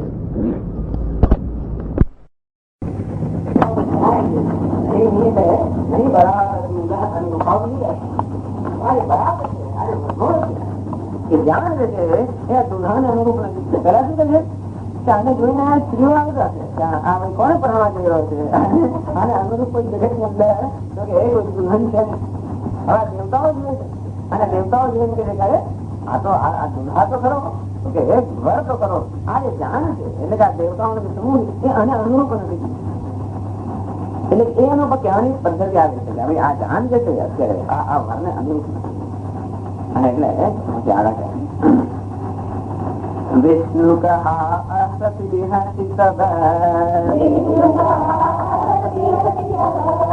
બોલ સકલ ઋષિરાજ બિલગ બિલગ હોઈ ચલહુ સબ નિજ निज सहित समाज। विष्णु कहा असं विनसी तब अंते वगैरे बहुनी सकल विचराज ने दिक्पाल 10 दिशाओं से वायव्य तो वायु आग्नेय तो अग्नि तो 10 दिशाओं से दरेक ना दिक्पाल तो दरेक ने में બધા દિક્પાલ ને છે એમના કામો બધા બાકીના દેવતાઓ હોય એટલે 10 દિક્પાલ છે દિશાઓનું પાલન કરનારા છે અધિપતિ છે દિશાઓના અને બધા દેવતાઓ એમની નીચે અધિકારીત્વ હોય એટલે એમને બધા દેવતાઓના અધિપતિ છે 10 દિક્પાલ એને વિષ્ણુ ભગવાન બોલાવે અને હસીને બોલ્યા દિલે કે હોય ચાલો ઉતરો આ જાણ જે છે ત્યાં તો ક્યાંક દુલ્હાને અનુરૂપ નથી એના માટે બધા જુદા જુદા ચાલે દિલે કે હોય ચાલો હું તમે બધા લોકો પોતપોતા અલગ અલગ થઈ જાઓ નિજ જે સહિત સમાજ આ દરેક વિશ્વાસ પોતપોતાનો દેવ સમાજ છે એને પોતપોતાની આજુબાજુ લઈને અલગ અલગ ચાલો આમ બધા ભેગા આવી તમે ચાલો કારણ કે તમે શોધતા નથી આજે વર્ગ છે એને અનુરૂપ તમે લોકો નથી આના માટે એમ જરા વર્ગને પણ સંભળાવે અને હસીને વિષ્ણુ ભગવાને આવી જાતની સૂચના આપી એમનાથી વ્યવસ્થા રહે કોણ આગળ ને કોણ પાછળ પણ ચાલે કે ચાલે बर अनुहारी बरातन भाई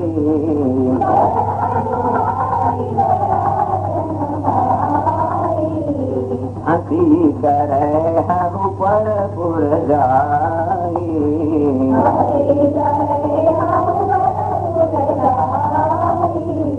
विष्णु वचन सुनि सुर मुस्काने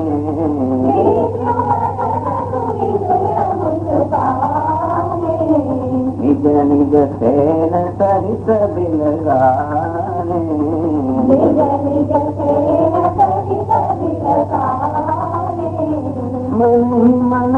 मन ही मन महे सुखाई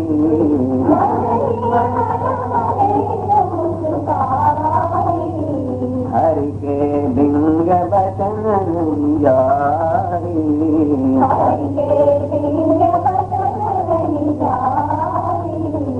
अति प्रिय वचन सुनत प्रिय के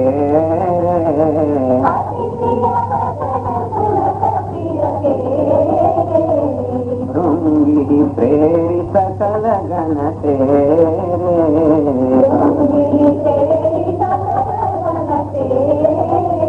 विष्णु भगवान देवता कहते वर अनुहार बरातन भाइयों ओके આમ જરા એ ભાઈઓ આ વર્ણ અનુસાર આ વ્રત નથી આ વર્ગો તમે જાણીએ છે વર્ણ અનુરૂપ નથી હસી કરે હું પરત પૂર જાઉં હવે તમે દેશો તો તમે એની હસી કરાવો એ ઘણી વાર શું થાય છે લગ્ન ની અંદર માં સરકાર કપડાઓ પહેરીને પાછળ મોકલી એવું છે આ વર્ણ આજુબાજુ જે હોય જોતા અમુક લોકો ખાસ કરીને આ બધાની અંદર જે ખાસ જે વડીલો હોય અને વર જતો હોય એટલે હંમેશા એની કોઈ પ્રકારનો પ્રભાવ પડવો જોઈએ એની આજુબાજુ પણ ખાસ માઠ વાળા લોકો જોઈએ એને અનુરૂપ જોઈએ છોકરાને પાછળ મોકલી આવો ને છોકરા દોડતો આવે પાછળ મોકલે પાછળ આવ્યા એટલે જે એને અનુરૂપ હોય એમ વિષ્ણુ ભગવાન તમે જતા રહો દેવતાઓ અહીંયા આ જે વર્ગ છે એને અનુરૂપ તમે લોકો નથી અને ઘણી અમને ખબર છે કે મોટા ભાઈ બહેન આપણે જોડે ફરવાય ના લઈ જાય આવા કપડા જોડે નહીં લઈ જાય એની મુશ્કેલ થાય એના મિત્રો જોડે મળે કાપો અમારો ભાઈ બહેનો તો ના જ લઈ જાય ખાસ કરીને અમને લઈ જાય સિમ્પલ બેગ આફ્ટર બેગ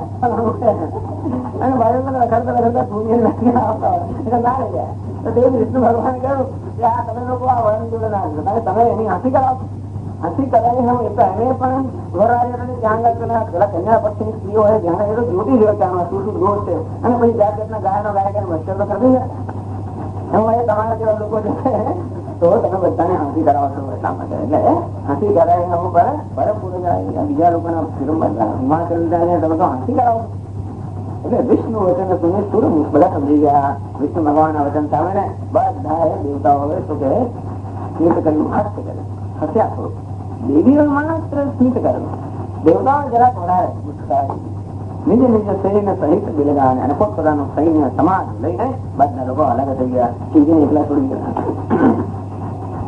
આ બધું હાસ્યરસ છે એટલે મને મન મહેશ મુસુકાય સાંભળ્યું જાય એટલે શિવજી મનમાં મનમાં ત્યાં સાંભળ્યું ને મનમાં એમને સ્મિત કર્યું હરિ કે બિંગ વચન નહીં જાય જો લોકો આવા પ્રસંગે પણ એમનો વ્યંગ જતો નથી ખાલી વિષ્ણુ ભગવાનની સેવા કોઈ ને કોઈ વખત અમે એમ મુશ્કેલી તમને થયા કરે જો આવા પ્રસંગે પણ વિષ્ણુ ભગવાનની મુશ્કેલી જતી નથી વ્યંગ વચન કે કઈ અંદર હોય તો એનો વ્યંગ કરાય.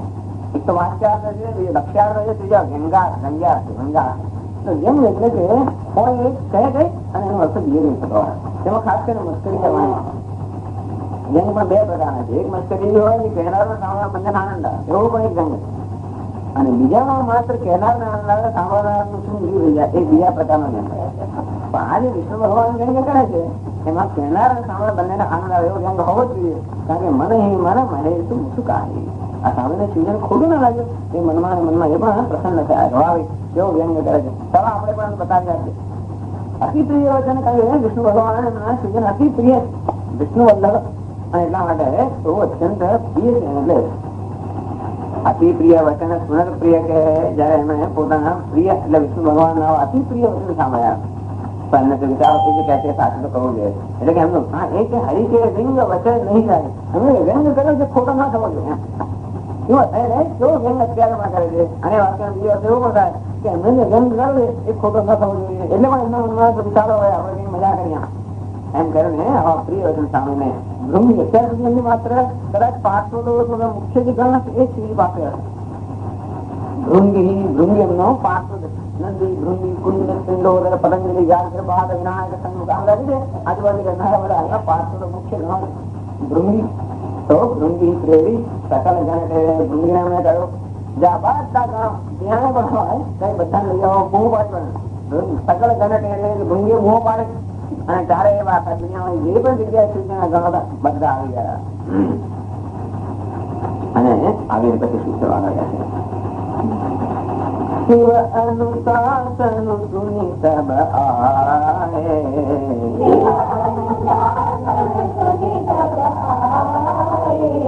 પ્રભુ પદ જલજ શીત દિન નાએ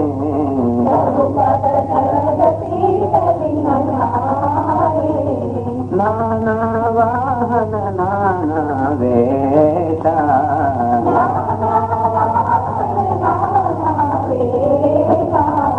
વિહતે શિવ સમાજ નિજ દેખા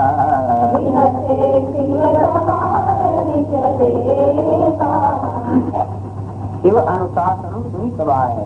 નહીં તો ઘણા લોકો કોણ સાંભળે ભૂત પિશાચ એમના જે ગણ છે કોણ સાંભળે ને શિવજીનું નથી સાંભળે.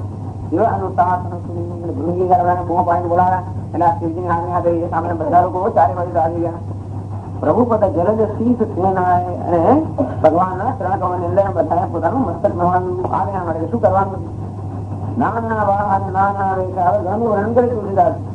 અનેક પ્રકારના વાહનો અનેક પ્રકારના વેશવા બિહાર છે એના આવા બધા સમાજ શિવજીને પણ હાથ ખડખડાટ હતી પડે શું કરે બિહાર છે એટલે કે એમને ખડખડાટ જે દેવીઓ છે થોડું કરે નહીં દેવતાઓ જે છે હત્યા શિવજી એકદમ ખડખડાટ શિવ સમાજ નિજ દેખા પોતાનો સમાજ જાય જો આ દેવતાઓનો સમાજ જુઓ આ સમાજ જુઓ જોઈને ખડખડાટ થતી પડ્યા.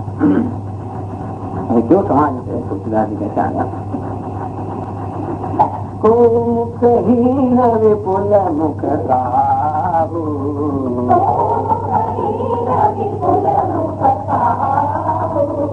વિનુ પદ કર કો બહુ પદ બાહુ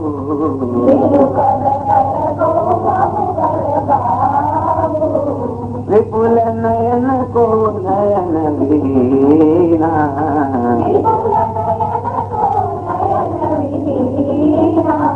શ્રેષ્ઠ પુષ્ટ કો અતિ તન ખીના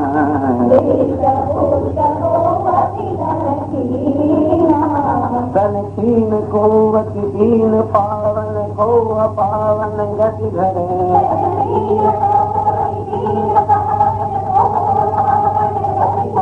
भूषण कराल कपाल कर सब सज्ज तो नित तन भरे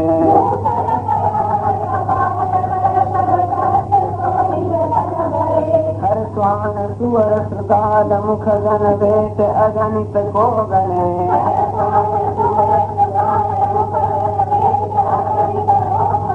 बहुजीत प्रेत पिशाच जोगी जमात बरनत नहीं बने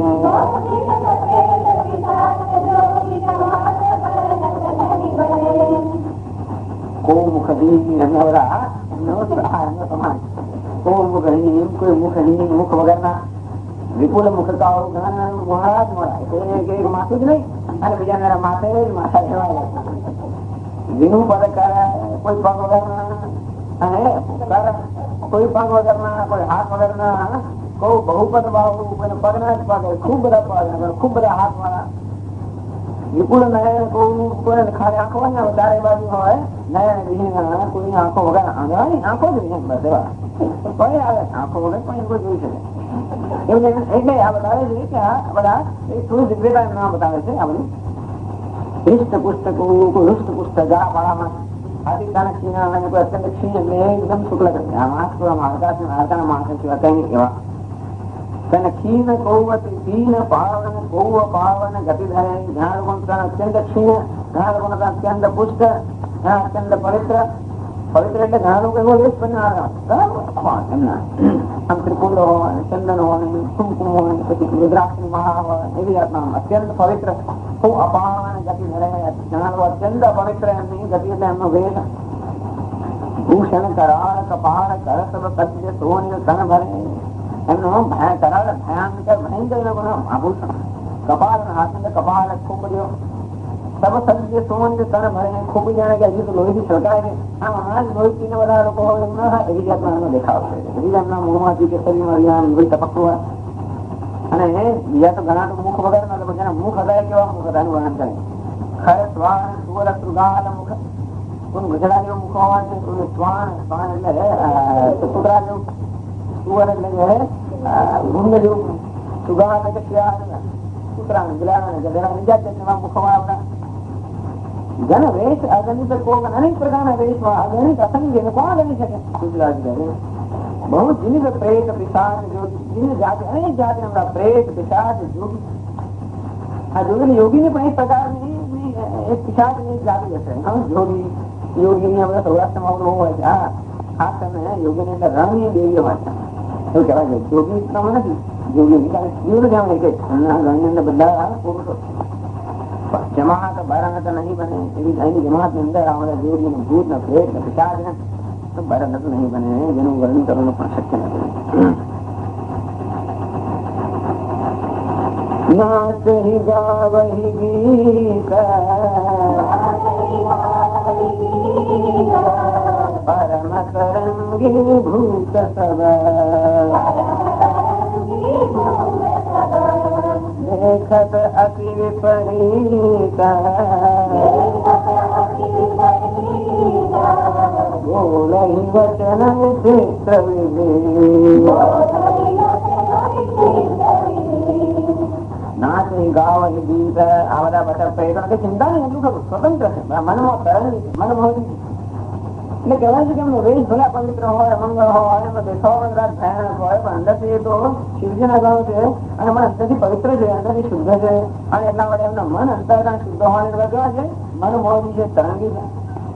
એટલે નાચહી ગાવહી ગીત પરમ તરંગી ભૂત સભા, બધા ભૂત જે છે, ભૂત પ્રેર પિશાચ બધા મનમોહની તો કે નાચહી ગાવહી નાચે ગાય. દેખ અતિ વિપરીત, દેખાવમાં અત્યંત વિપરીત છે, અંદરથી વિપરીત નથી, દેખાવમાં અત્યંત વિપરીત છે, અત્યંત ભયાનક છે, અત્યંત અમંગળ છે. બોલે વચન વિચિત્ર, બોલવામાં વિચિત્ર કઈ ભાષા બોલો શિયાળાની મારે ખબર નહીં. એટલે વિચિત્ર ભાષાઓમાં વિચિત્રનું વર્તન બસ રીતે વિચિત્રતાનું વર્ણન, વિચિત્રતાનું વર્ણન ના થાય, સંખ્યાનું વર્ણન ના થાય, વિવિધતાનું પણ કોઈ જાતનું વર્ણન શક્ય નથી. આવા હજારો લાખો કરોડો ગણાવીને ચારે બાજુ સુધી આગળ નીકળાયા અને આમની બરાબર ચાલે. એટલે આગળ વિષ્ણુ ભગવાન ચાલતા હશે અને પછી બ્રહ્માજી વગેરે, પછી દેવતાઓ હશે અને પછી અમે તો એવો નિયમ નથી કે વરરાજ છેલ્લે આવે. એટલે શરૂઆતમાં શિવજી આગળ નીકળી પડે એટલી વાત, પછી જયારે બરાબર જયારે વરરાજ ગોઠવણી થાય ત્યારે છેલ્લે 40મો ઘોડો, ઘોડા ગણતા જઈએ કેટલા ઘોડાનો વર્ગો એટલી ગાડીઓ છેલ્લે પછી ઘોડા વરાજા ઊંચો ઘોડો હોવાનો પછી આવું બધું લાગતો વાગતો ચારવાની કરે યાદમાં હાથમાં તલવાર આપી હોય એવું બધું બેંક લાઈફ વગાડતી હોય એવું છેલ્લા. એટલે એ જાતની વરા છે ઘોડો છે એના ઘોડો ચાલવાનો આ બધા શિવજીની બરાબરનો વર્ણન પૂછી આવીએ. હવે પેલી વાર વર્ણન કરી ત્યાં જસ દુલહુ શિવની બરાતા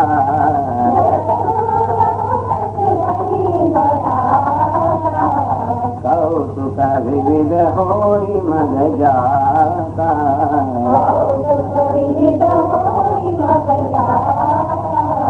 यहाँ हिमाचल रचे उदिताना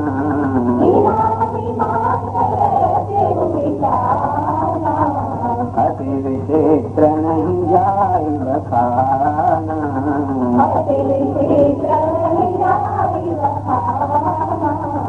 शैल सकल जह लगी जग गमानी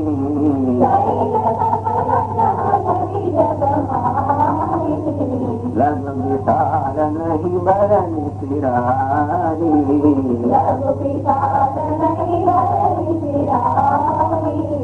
बन सागर सब नदी तलावा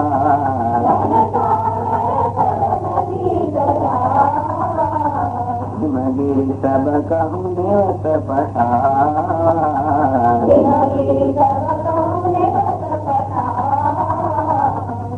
जैसे दूल्हू तसी बनी बरात है विष्णु भगवान बरात जैसे दुल्हन अनुरूप नहीं ऐसे ये मनमानी से करीब है जो दुल्हन जो दुल्हाज जो वर्ग એને બરોબર એના જેવી જમાત કે એના જેવું તો બરોબર તૈયાર થઈ ગયું કહું તું કનાડો બનાશે જાતના જાડુ નથી ભૂત પીછા દેવતા મળ્યા કહું તો વિવિધ હોય મગે જાત એને ખાસ જોવું હતું ને એની અંજા યુવાનું નિરીક્ષણ કરવું જોયું અને એટલે અનેક પ્રકારના કૌતુક હસ્તક થવા મળ્યા કૌતુક વિવિધ હોય મગ જાતા માર્ગ જાતના બધા કૌતુક થવા મળ્યા એમ આ બરાબરનું વર્ણન કર્યું ત્યારે એના હિમાચલ રચેલું આવડા આ હિમાચલ કેમ ઉત્સાહમાં હતા અને મેં એના બદલી તો કે બધા ઉતારવા માટે દીકાના એટલે મંડપો જાત જાતના મોટા મોટા મંડપની રચના કરેલી એમણે હિમાચલ અતિ વિચિત્ર નહીં જાય બખાના તુલસીદાસજી વર્ણન કરી શકતા જ આખો નહીં જાય બખાના એટલા વિચિત્ર હતા એટલા વિવિધ રચના હતી એમના મંડપોની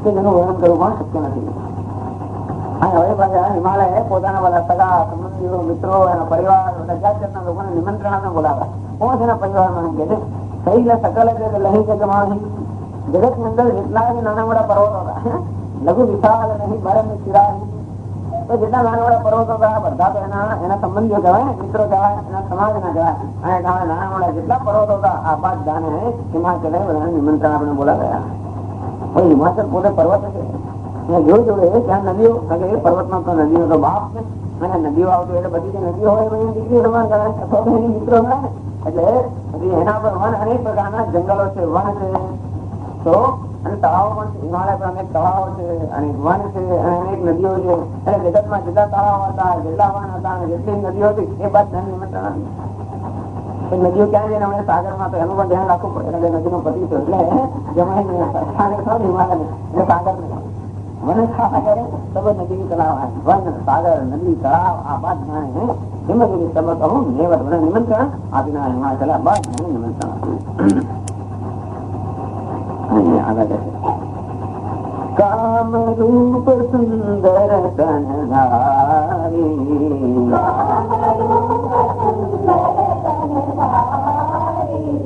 સહિત સમાજ સહિત વરનારી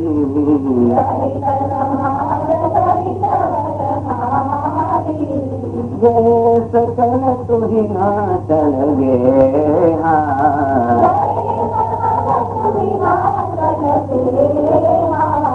ગાવઈ મંગલ સહિત સ્નેહ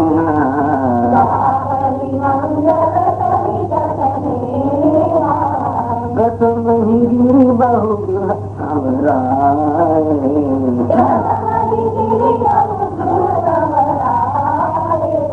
યથા જો વિજહતા તબ છાય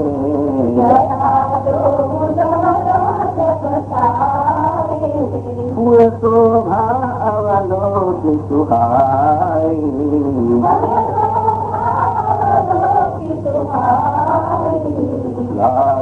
લઘુ વિરંચિ નિપુનાઈ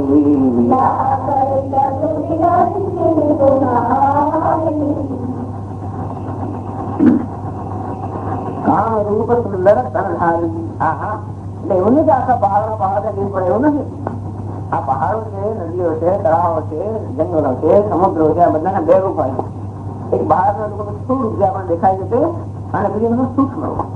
એટલે તો આ બધા લોકોનું સૂક્ષ્મ અધિષ્ઠાન દેવતા કહેવાય. જે પણ જંગલો હોય, નદીઓ હોય, બધાના અધિષ્ઠાન દેવતા હોય. એમની પાસે જે ધારે એવું રૂપ ધારણ કરે છે, પોતાની ઈચ્છા પ્રમાણે રૂપ ધારણ કરે છે કે એ પ્રકારના બધા દેવતા હોય છે. એટલે કામ રૂપ સુંદર તનધારી આ બધી નદીઓ, બધા જંગલો, બધા તળાવ, સમુદ્ર બધા પોતાની ઈચ્છા પ્રમાણે રૂપ ધારણ કરીને સહિત સમાજ સહિત વરનારી પાછા એને તો મિત્ર મંડળ ને શું કહેવાય સહિત નિમંત્રણ એટલે સહિત સમાજ એટલે પોતાના સમાજ સાથે સહકુટુંબ લોકો બધા એમને સમાજ સહિત બધા ત્યાં ગયા. સહિત સમાજ સહિત વરનારી એટલે પતિ પત્ની સમાજ કુટુંબ વરણ સાથે આવી ગયા. બહુ ઉત્સાહમાં હતા. ગઈને સકલ હિમાચલ ગયા. હિમાચલ એટલે હિમાચલ સુધીને કે હિમ બરાબર આ હિમાચલ ને ગયે સકલ હિમાચલ ગયા. બધા હિમાલય ને ગઈ ગયા. હિમાલય ઘર જે જગ્યાએ હિમાચલ નિવાસ કરતા હશે સ્થાન દેવતા હિમાલય ગાવ મંગલ સહિત અને બધા પોતાના ઘરમાં પ્રસંગ ના હોય એને ત્યાં જઈને બધા લોકો મંગળ ગીત ગાવા મળ્યા. પ્રથમ અહીં જીવ ગૃહ સંભળાયા. ગીરને ખબર હતી હિમાચલ ને કે કોણ લોકો આવવાના છે બંધ અહીં પોતાના ઘરો જતા એનો ઉતારા રહેતા બધાને તરત સુહા તો કે એમને તરત શિક્ષા કરીને રાખેલા. યથા જો બધા કહા તબ થાય અને બધા તો જે બધા આવેલા શું કહેવાય નિમંત્રિત મહેમાન બધા હતા એ બધાને યથા યોગ્ય રીતે એમને વિવાહ નો ઉતાર બધા આપ્યો. પૂરશોભા અવલોકી સુહાઈ અને આ શહેરની અંદર તો બધા નગરજનો હતા એ અત્યંત ઉત્સાહી હતા. બધા તો પોતાના ત્યાં ખૂબ શણગાર કરેલા.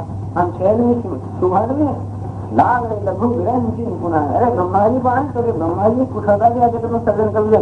પણ આ જયારે હિમાચલના નગરનું આપણે દર્શન કરીએ ત્યારે બ્રહ્માજીની પણ કુશળતાની પણ ઝાંકી પડી જાય. લાગ લઘુ જ્યારે કે બ્રહ્માજીની કુશળતા એ સર્જન શક્તિ પણ ઝાંકી ના પડી જાય. અને કહે છે લઘુ લાગી વિધિ કી નિપુણતા અવલોકી પુર શોભા સરી.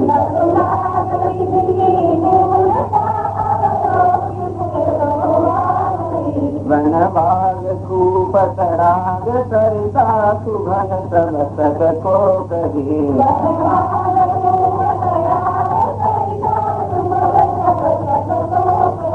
મંગલ વિપુલ તોરણ પતાકા કે તુ ગૃહ ગૃહ તો હરી.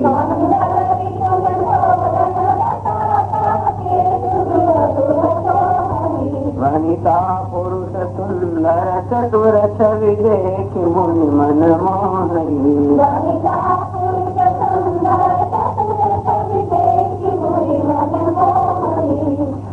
લઘુ લાગ વિધિ નિપુણતા. અરે આ વિધિની પણ બ્રહ્માંડ પણ નિપુણતા કે છે કેવી છે અત્યંત ઝાંસી પડી ગઈ.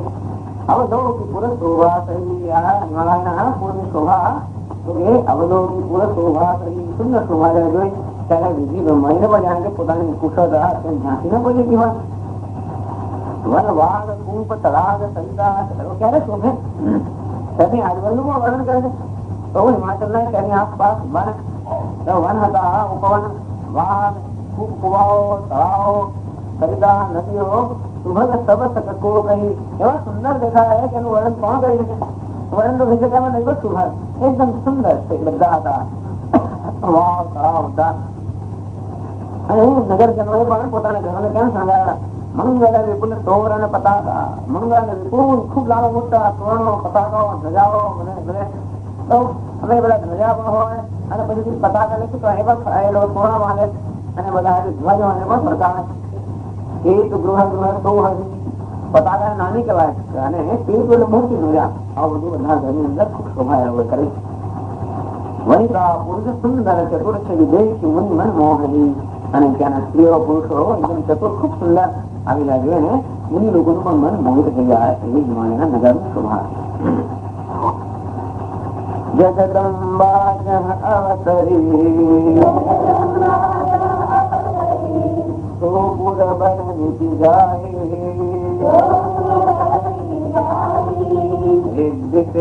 સંપત્તિ સુખ નૂતન અધિકાર સિયાવર રામચંદ્ર કી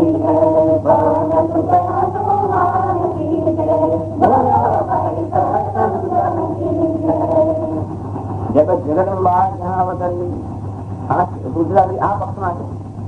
એટલે હા એટલે અમે આ પક્ષ વધારે જગદંબા નો પક્ષ એટલે અહીંયાથી વર્ણન કરે છે બધું. જગદંબા જગત ની માતા જન્મ થાય તો પૂરો વર્ણન की जाए એ નગર નું વર્ણન કેમ થઈ શકે? રિદ્ધિ સિદ્ધિ સંપત્તિ રિદ્ધિ સિદ્ધિ બધી અષ્ટસિદ્ધિ નવનિધિ અષ્ટસિદ્ધાર્થ સિદ્ધિઓ બધા નિધિ અનેક પ્રકારના ખજાનાઓ સંપત્તિઓ આ બધું પણ ઘણી વાર બધી સિદ્ધિઓ હોય નિધિઓમાં સુખ ના હોય.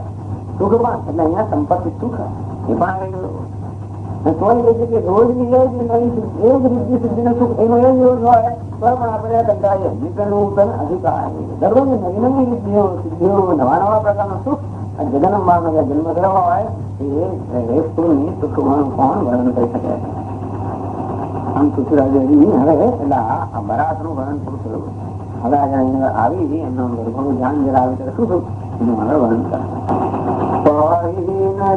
ગતિ પતિત પાવન રામ ભજી સુનુ સતમના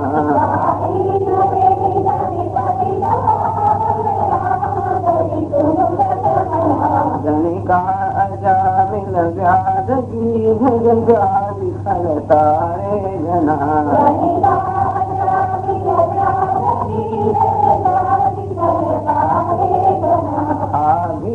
જમન કિરાત ખત સ્વપચારી અતિ અઘરૂપ જે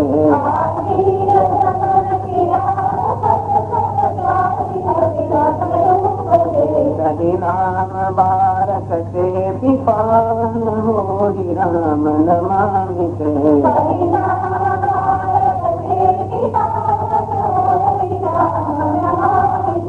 રઘુવંશ ભૂષણ ચરિત હર કહી સુનहि જે ગાવહી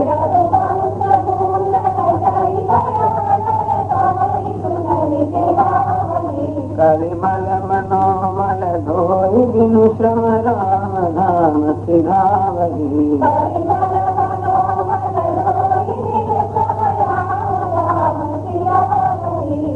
પંચ ચોપાઈ મનોહર જાની જો નર ઉડધરે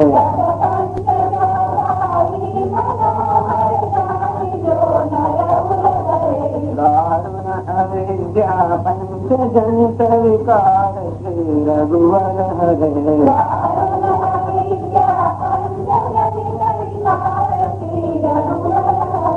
સુંદર સુજાર કૃપા નિધાન અનાથ પર કર પ્રીતિ જો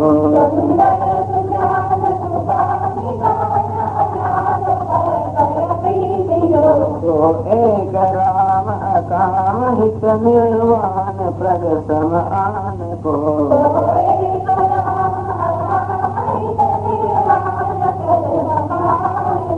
જાતિ કૃપા લવલે સકે મતિ મન તુલસીદાસ હું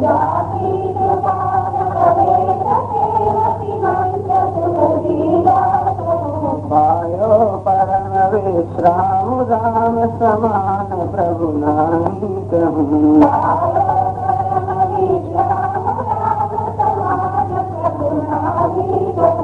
મોતમ દીન દીન હિત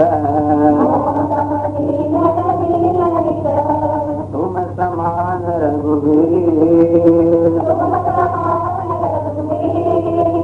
अस विचार रघुवंश मणि हरहु विषम भवभीर कामी नारी प्यारी जिनी लोभी प्रिय जिमीदार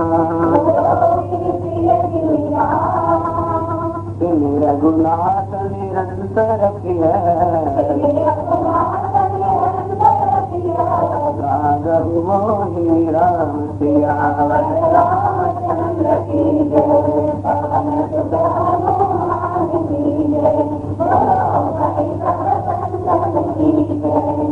यत्पूर्वं प्रभाकृतं तु कविना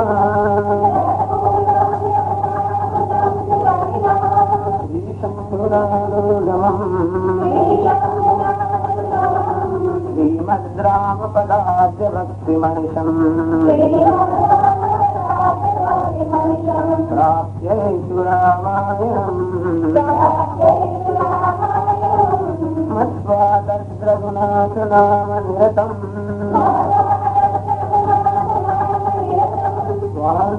स्वान्तस्तमश्चान्तये आशाबद्धमिदं चकार तुलसी दासस्तथा मानसम् पुण्यं पापहरं सदा शिवकरम् विज्ञानभक्तिप्रदम् मायामोहमलापहं दुर्मलम्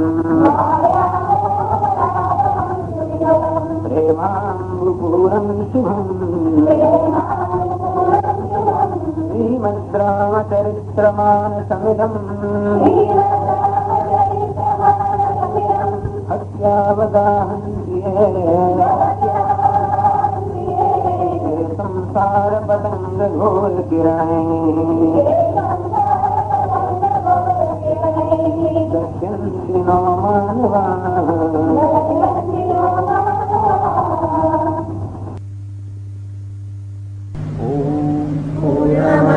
पूर्णमिदं पूर्णात् पूर्णमुदच्यते पूर्णस्य पूर्णमादाय पूर्णमेवावशिष्यते ॐ शान्ति शान्ति शान्तिः हरिः ओम् श्रीगुरुभ्यो नमः हरिः ओम्।